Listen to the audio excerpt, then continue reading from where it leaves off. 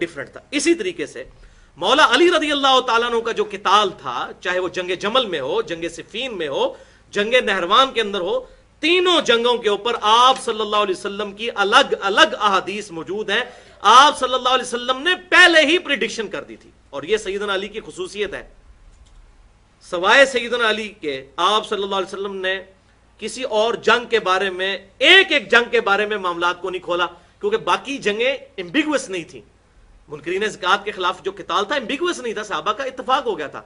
جن جنگوں میں اختلاف ہونا تھا ان پہ آپ صلی اللہ علیہ وسلم نے معاملہ کھول دیا. پہلی تو وہ حدیث، وہ 50 احادیث جو میں نے جمع کی ہیں، واقعہ کربلا کا حقیقی پس منظر 50 صحیح الاسناد احادیث کی روشنی میں، ریسرچ پیپر نمبر 5B، اس میں یہ ساری احادیث ہے. مسند احمد میں حدیث موجود ہے صحیح سند کے ساتھ، سنن نسائی الکبریٰ میں بھی، کہ آپ صلی اللہ علیہ وسلم نے فرمایا کہ جس طرح مجھے مجبوراً قرآن کو منوانے کے لیے الٹیمیٹلی آخری ریزارٹ کے طور پر قتال کرنا پڑا مشرکین کے خلاف، تم میں ایک خوش نصیب ایسا ہے جسے مسلمانوں کے خلاف تلوار اٹھانی پڑے گی. سیدنا ابوبکر صدیق نے کہا یا رسول اللہ میں ہوں گا؟ فرمایا لا، الفاظ ہیں لا، اللہ کے الفاظ آپ صلی اللہ علیہ وسلم کی مبارک زبان سے نہیں نکلتے تھے. فرمایا نہیں. حالانکہ سیدنا ابوبکر صدیق نے بھی کیا، لہذا کلیئر ہو گیا کہ سیدنا ابوبکر صدیق کا قتال کافروں کے خلاف تھا، مسلمانوں کے نہیں، ورنہ تو انہوں نے بھی قتال کیا تھا. سیدنا عمر نے کہا انا یا رسول اللہ، کیا وہ خوش نصیب میں ہوں گا؟ فرمایا نہیں، بلکہ جو شخص میری جوتیاں گانٹھ رہا ہے یہ وہ خوش نصیب ہوگا. اور وہ تھے سیدنا مولا علی رضی اللہ تعالیٰ عنہ، حضور کی جوتیاں گانٹھ رہے تھے. صحابہ دوڑے مولا علی کی طرف اور کہا آپ کے لیے آپ صلی اللہ علیہ وسلم بشارت ارشاد فرمائی ہے کہ آپ آن دا بہاف آف پروفٹ مسلمانوں کے خلاف قتال کریں گے، جس طرح آپ صلی اللہ علیہ وسلم نے کہا. اب دیکھیں، جس شخص کو اتنی بڑی بشارت اس کی زندگی میں پتا ہو، اس کے بارے میں جعلی باتیں کرنا کہ وہ روتے تھے کہ کاش میں نے معاویہ کی بات مان لی ہوتی، یہ ہوتا. اور بھائی جس کو نبی پہ پکا یقین تھا کہ میری محبت ایمان کا حصہ ہے، صحیح مسلم میں 240 نمبر حدیث کتاب الایمان میں، علی سے محبت نہیں رکھے گا مگر مؤمن، علی سے بغض نہیں رکھے گا مگر منافق. جس کی محبت لٹمس ٹیسٹ تھی ایمان کا، اس کو کیسے شک ہو سکتا تھا کہ میری جنگیں جو ہیں وہ حق پر مبنی نہیں ہیں؟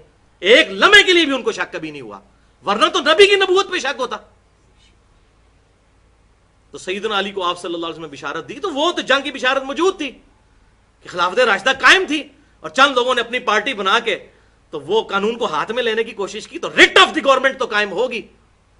خلیفہ راشد کے خلاف کھڑا ہونا، دنیا اور آخرت میں حضور صلی اللہ علیہ وسلم کا بھائی اور آل محمد کا باپ سیدنا علی رضی اللہ تعالیٰ عنہ.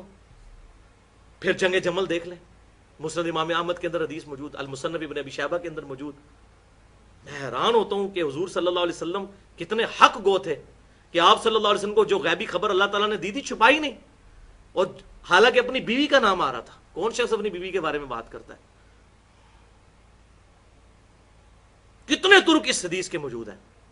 شیخ البانی بھی سلسلہ حدیثہ میں سیاح میں انہوں نے حدیث حوب نام کا پورا چیپٹر باندھ دیا ہے، اور تقریباً 20 ترک لے کے آئے ہیں کہ حضور صلی اللہ علیہ وسلم نے سیدہ عائشہ سے فرمایا تھا، مصنف ابن ابی شیبہ، مسند امام احمد، کہ میری بیوی کا اس وقت کیا حال ہوگا، تم میں سے ایک میری بیوی ایسی ہوگی جس پہ اس کے عمل کی وجہ سے حوب کے کتے بھی بھونکیں گے.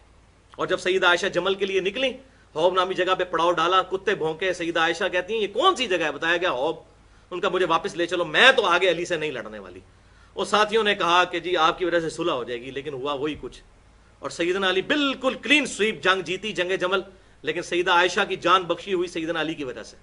اور کہا کہ تم اب بھی میری ماں ہو، اگرچہ جو کچھ تم نے کیا. تو عزت کے ساتھ ان کو وہاں سے روانہ کیا. پھر وہ پوری زندگی روتی تھی.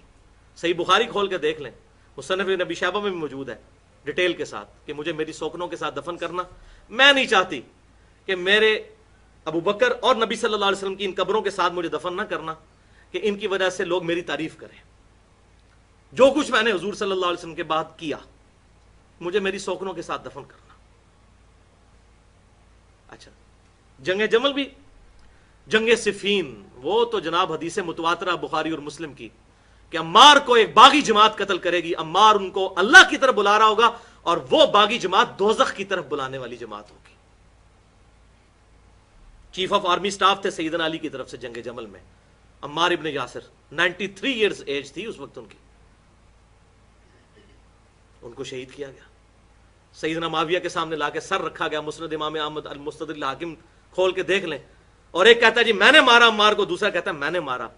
عبداللہ بن عمر بن عاص وہاں تھے، تڑپ اٹھے اور کہنے لگے تم دونوں ایک دوسرے کو دوزخ کی بشارت دو، میں نے رسول اللہ سے یہ سنا تھا اگر عمار کو قتل کرنے والا، اس کا مال لوٹنے والا دوزخ میں ہے، اور وہ کوئی عام آدمی نہیں تھا، صلح حدیبیہ کا صحابی ابو الغادیہ تھا۔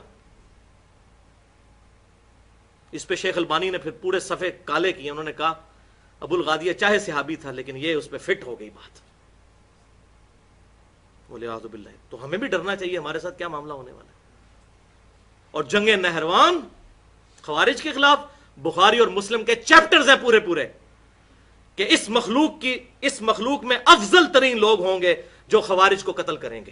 اور ابو سعید خدری کہتے ہیں اللہ کی قسم ہم نے مولا علی کے ساتھ مل کر نہروان پر خوارج کے ساتھ قتال کیا تھا۔ بخاری اور مسلم کی متفق حدیث ہے۔ یہ ساری حدیثیں میں نے اس 50 احادیث میں جمع کی ہیں، عربی میں بھی اور اردو کے اندر بھی۔